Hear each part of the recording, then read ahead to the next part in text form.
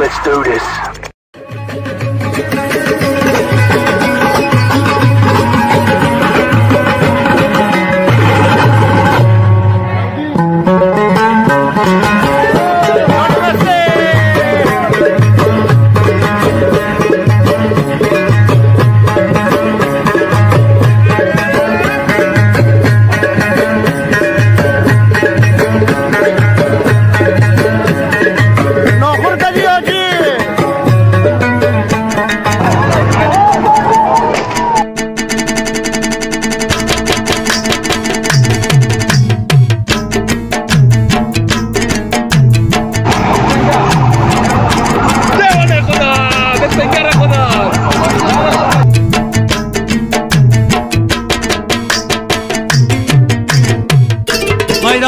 شک شک ماشاءالله.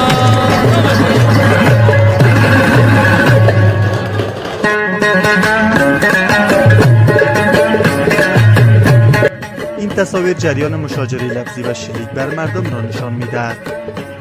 و گفته گواهان رویداد عصر روز گذشته هنگامی که محافظین امرالله صالح معاون نخست ریاست جمهوری به خاطر عبور آقای صالح خط سیر گرفته بودند، یک موتر در کنار سرک استاپ میباشه، با راننده این موتر مشاجره لفظی میکنند و پس از مشاجره لفظی بر وی شلیک میکنند.